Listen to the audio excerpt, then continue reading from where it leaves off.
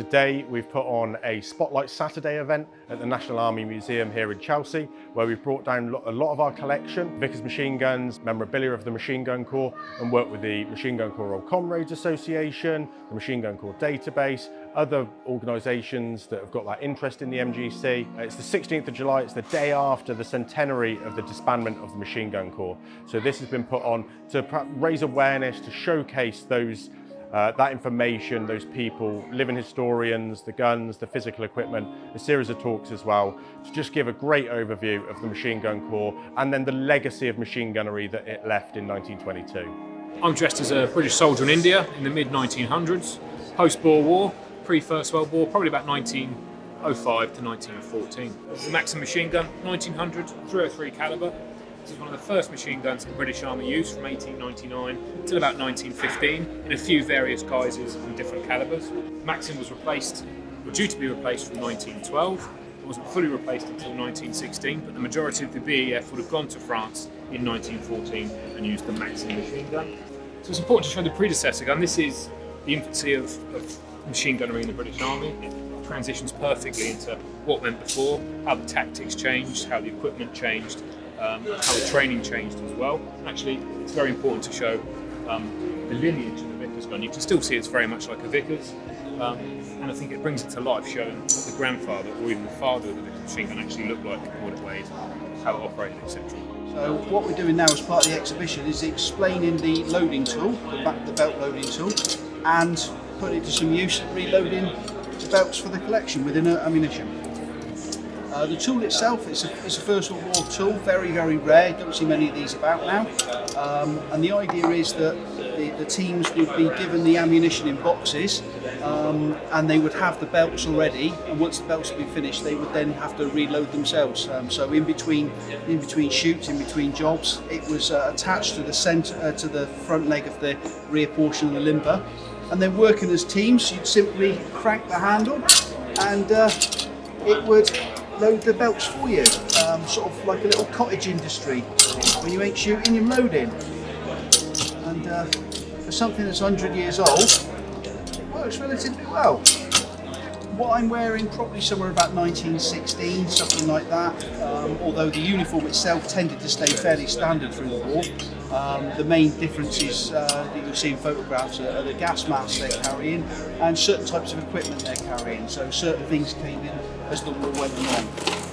So this is this typical scene you would have seen behind the lines after a shoot, after out of action, of a few guys sat around in shirt sleeve order. So they've taken their jackets off for working, and they've been sat around pretty much any time from around about 1915 right the way through to the end of the war. But the footfall we've got are really interested, genuinely really absorbed in what we're doing, and very, very receptive, as of the staff. The staff have been excellent, and are genuinely really enjoying it so far. This is a Mark I Bren gun. Effectively, where the Vickers is the heavy support weapon, this is a light weapon that each infantry section will be built around one of these guns. It's a light gas-operated weapon. Magazine change here on the top. That comes out, 30 rounds on, and you can continue firing. After you put 300 rounds through the gun, that barrel will be red hot. Flick up that catch, barrel comes forward off the gun, and you pop on the spare barrel carried by the number 2 and continue firing. A well-trained crew will be able to do that in about 6 or 8 seconds. The gun is normally fired off a bipod from a prone position, but you can simply pick it up off that and use it as an assault weapon from the hip, so you can deliver fire on the move, which is not really something the Vickers can do. So this is a useful supplement to the Vickers, because you can't put something as heavy and complex as a Vickers in an infantry section. I'm representing the Machine Gun Corps of the First World War. I'm not about glorifying war. I think it would be an awful experience, but I think it's important that we realise what they went through, and because it's within my living.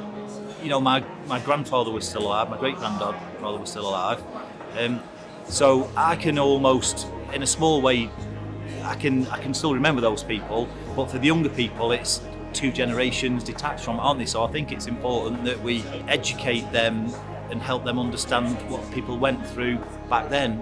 And although the people back then are similar to us, you know, they're earning money to support the family and what have you, their experiences were, in a lot of ways, were very different to a modern person. So I like to put that across, you know, that's the... This is train soldiers of the 1960s, which was right at the end of the life of the Vickers with the British Army. Came out of service in 1968.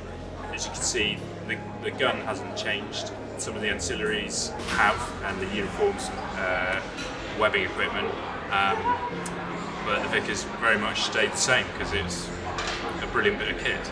It's been a really busy day, and I think everybody has had a good opportunity to speak to anybody they wanted to. The living historians that we've had have been given great answers and really informed. So those people that have come along asking questions, perhaps about relative service or just interested in the equipment, they've certainly kept us busy. Hopefully we've kept them informed. So the National Army Museum have been absolutely brilliant to work with. The public programs team have been really supportive about everything we want to do. Some of the questions, some of the boundaries we've perhaps pushed a little bit further, they've been really receptive to that and helped us make sure that we can put on a great display. The management of the museum in the first place for allowing us to take over their museum for the day has been excellent. If you want to find out more information about the Vickers MG Collection and Research Association, then go to our website www.vickersmg.org.uk, where there's loads of links to all our different social media, YouTube channels, Patreon support pages, all from that single page.